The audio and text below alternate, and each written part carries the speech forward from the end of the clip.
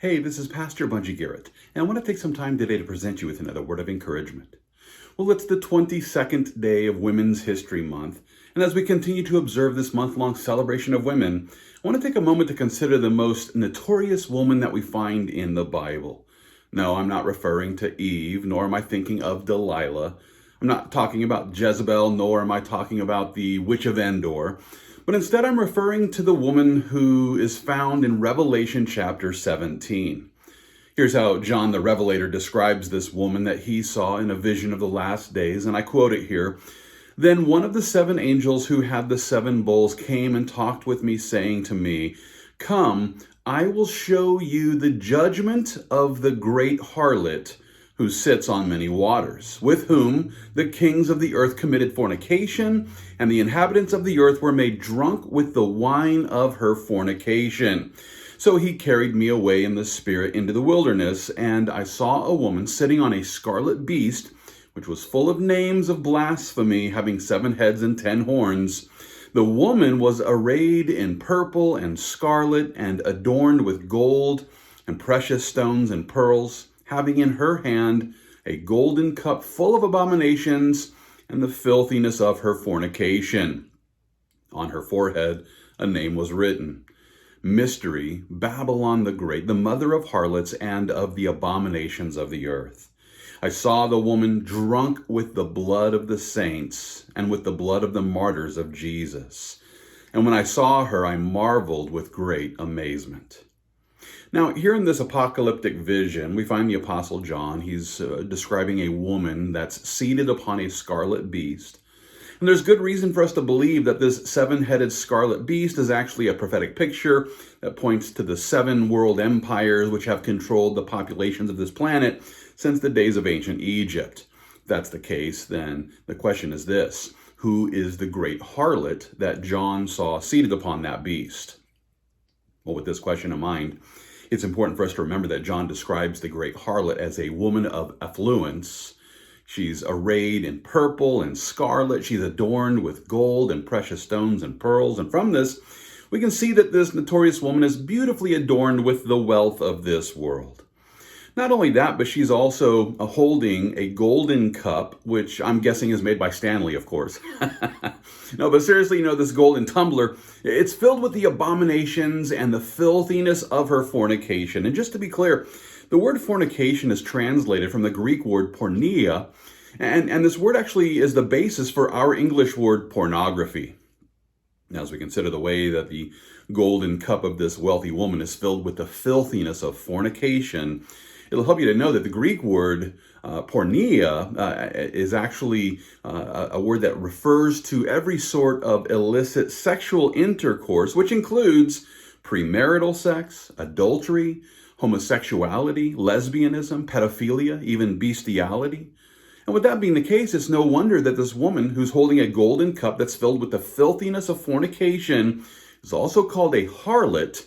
And not only that, but she is the great harlot and the mother of harlots, as well as the abominations of the earth. And just to be clear, the word harlots here is translated from the Greek word porne, and it's used in reference to any woman who indulges in unlawful sexual intercourse, whether for gain or for lust.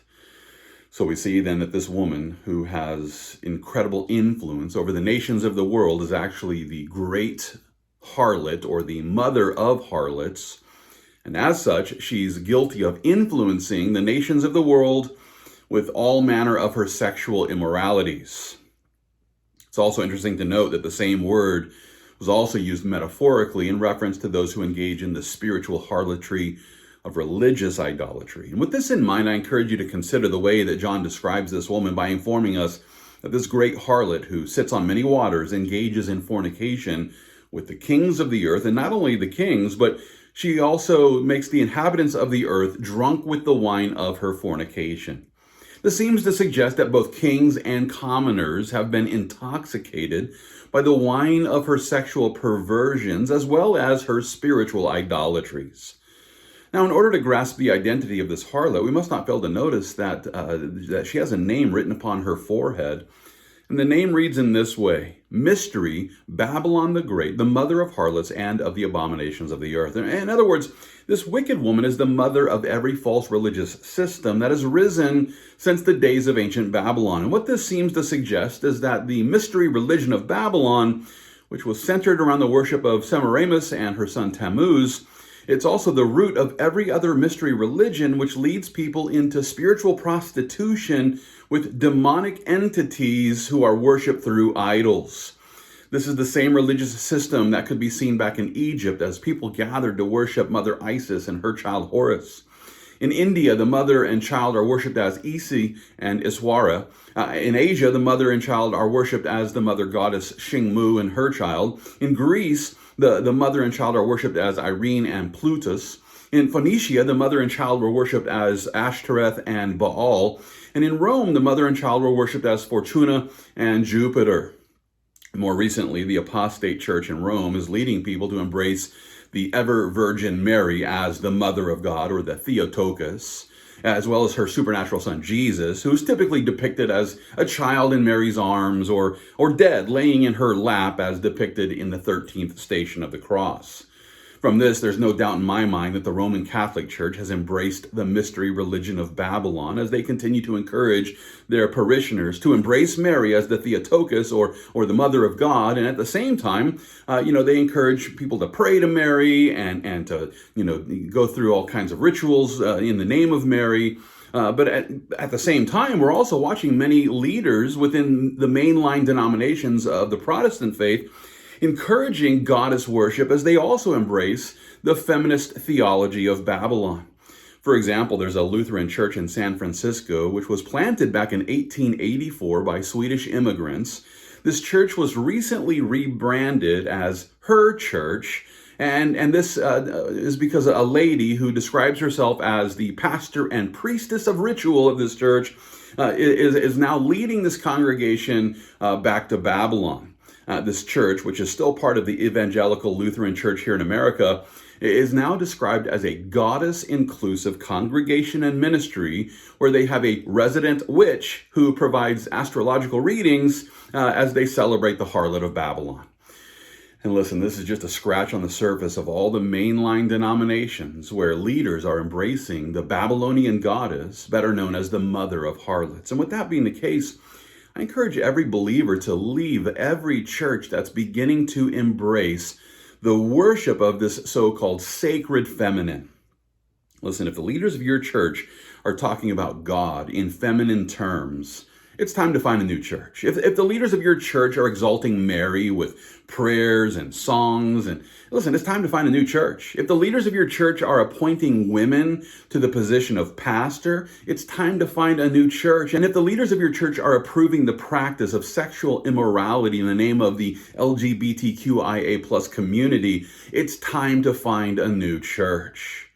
I want to remind you of a warning that Paul presented in 1 Timothy chapter 4. It's there in verse 1 where he declares, "The Spirit expressly says that in latter times some will depart from the faith, giving heed to deceiving spirits and doctrines of demons." That's right. In the last days, many in the church will depart from the faith.